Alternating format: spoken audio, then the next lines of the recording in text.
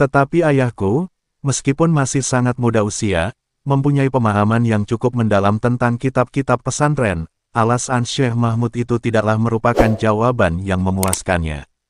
Selanjutnya ayah ingin melanjutkan pendidikannya ke pesantren-pesantren di Aceh Besar. Namun sebelum salim, terlebih dahulu menemui Tengku Syekh Mahmud, minta izin serta doa kepada beliau untuk dapat melanjutkan pelajaran anaknya ke pesantren lain. Sekaligus, mohon maaf kepada Tengku Syekh Mahmud atas kelancangan ayah menentang gurunya dalam masalah zikir di atas.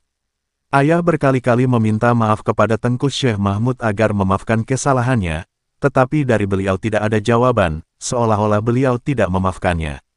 Ayah pernah bercerita kepadaku, bahwa sekembalinya beliau dari Sumatera Barat dan Tanah Suci Mekah setelah melanjutkan pendidikannya di sana, di Kecamatan Balangpidi, timbul suatu kasus. Ada seorang ulama dari kalangan muda pusat Persatuan Ulama seluruh Aceh bernama Tengku Sufi mendirikan Isylohul Umam di Suso Balangpidi. Dia berdakwah ke sana ke sini dengan membangkitkan masalah-masalah khilafiyah.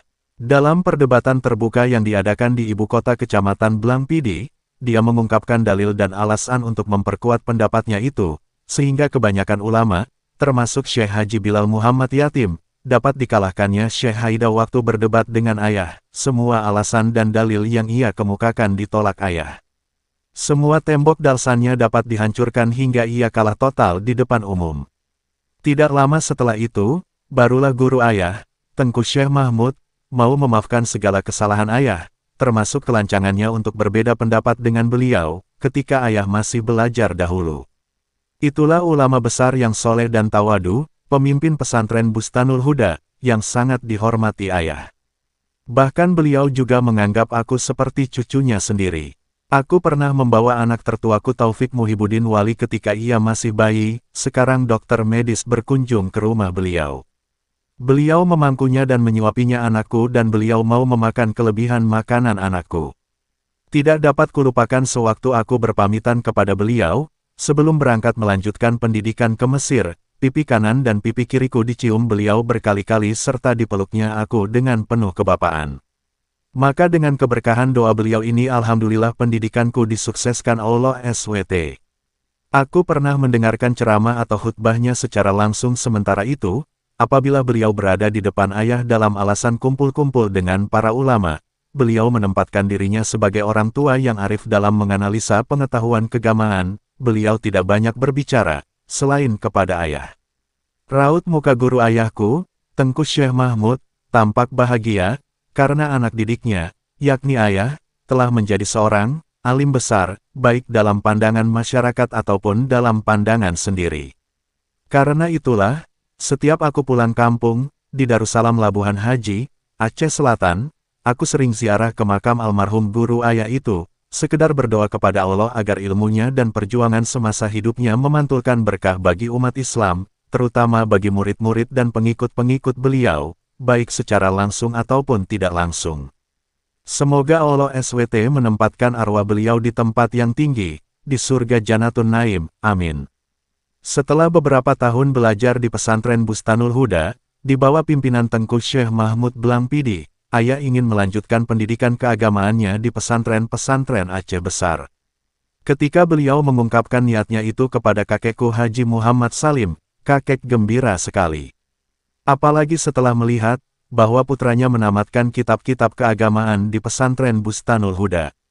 Berarti tanpa melanjutkan studinya pengetahuan yang telah beliau miliki, sudah dapat dimanfaatkan untuk masyarakat, dan sudah dapat memenuhi syarat untuk membuka Ayah sebuah berangkat ke pesantren. Aceh Besar bersama seorang teman, yang menurut ayah, tamatan pesantren Bustanul Huda juga, namanya Tengku Salim, lah seorang murid cerdas dan lancar membaca kitab-kitab agama.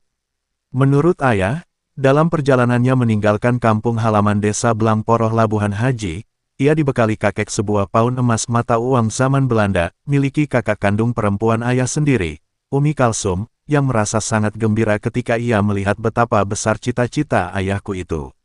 Semula kakek hanya akan mengantarkan ayah sampai ke Kecamatan Manggeng saja, namun setelah sampai ke Kecamatan Manggeng, kakek berkata kepada ayah, biarlah aku antarkan engkau sampai di Balangpidi. Setelah sampai di Balangpidi, kakek mengatakan lagi pada ayahku, biarkan aku antarkan engkau sampai di Lama Inong. Namun kali ini, Ayah sangat keberatan, karena seolah-olah beliau tidak merestui anaknya merantau jauh untuk menuntut ilmu pengetahuan. Setelah beberapa hari perjalanan, sampailah ayah di Banda Aceh. Tidak lama kemudian dia mengikuti pendidikan di pesantren besar Kruengkale, yang dipimpin Syekh Haji Hasan Kruengkale, ayahanda Haji Marhaban. Bekas Menteri Muda Pertanian RI Tengku Haji Hasan Kruengkale adalah putra Tengku Haji Muhammad Hanafiah yang termasyhur dengan Tengku Haji Muda Kruengkale. Beliau mati syahid dalam Perang Aceh di Samalanga dan dimakamkan di Meredupidi. Ayah beliau adalah teman sepengajian Tengku Syekh Muhammad Arsyad Lelebu. Tengku Haji Hasan Kruengkale, adiknya Tengku Abdul Wahab, Tengku Haji Muhammad Ali Lampisang dan 40 orang pemuda Aceh kemudian belajar di pesantren Tengku Ci di Bale Dian, Kedah, Malaysia.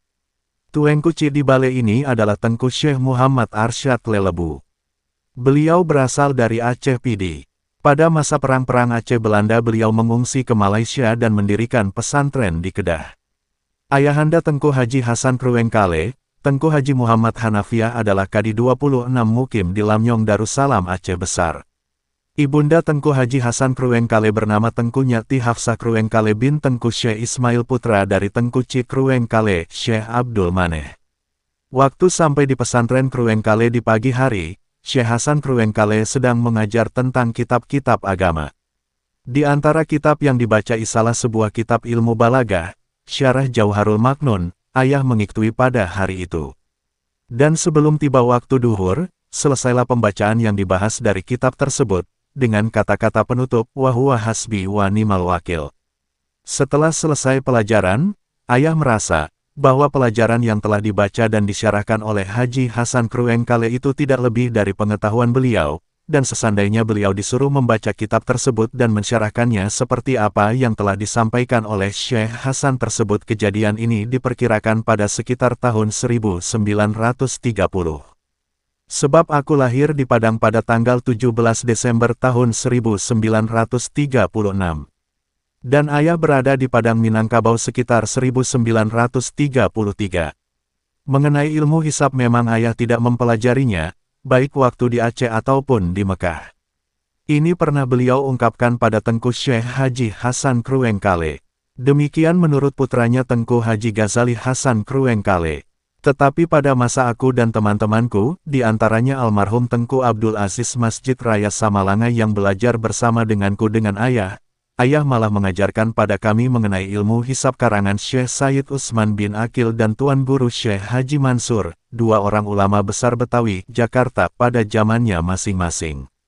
Bahkan salah seorang mahasiswa di bawahku bernama Tengku Muhammad Isa Mulieng Aceh Utara yang ahli dalam ilmu hisab, turut juga belajar pada ayah. Nampaknya ilmu ini telah dibukakan Allah SWT pada ayah sehingga ilmu ini pun beliau pahami selaku ilmu laduni.